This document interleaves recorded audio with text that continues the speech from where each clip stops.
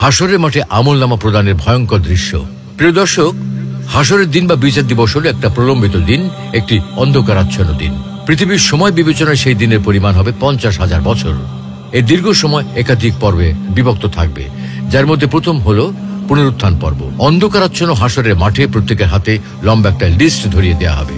সেখানে তার দুনিয়ার জীবনের সবকিছু পুঙ্খানুপুঙ্খরূপে লেখা থাকবে, ছোট থেকে ছোট, ক্ষুদ্রাতি ক্ষুদ্র বিষয়, প্রতিটি মহৎ কাজের কথা, প্রতিটি মুহূর্তের কথা।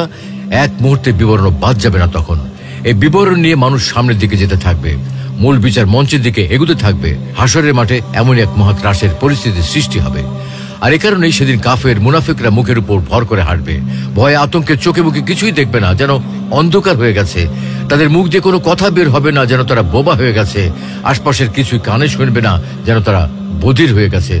তারা সেদিন এতটাই ভীত সন্ত্রস্ত থাকবে যে সেই ভয়ে লাঞ্ছনা তাদের চেহারায় ফুটে উঠবে। সেদিন আমলনামা হাজির করা হবে, তাদেরকে অপরাধীদের ভীত আতঙ্কিত দেখা যাবে। তারা বলবে, হায় রে কপাল, এ কেমন আমলনামা! এটা দেখি ছোট বড় কোনো কিছু বাদ যায়নি, বরং সবকিছুর হিসাব লেখা আছে। হাসরের মাঠে মানুষের কৃতকর্ম বাহ্যিক ও আকৃতিগত রূপ ধারণ করবে।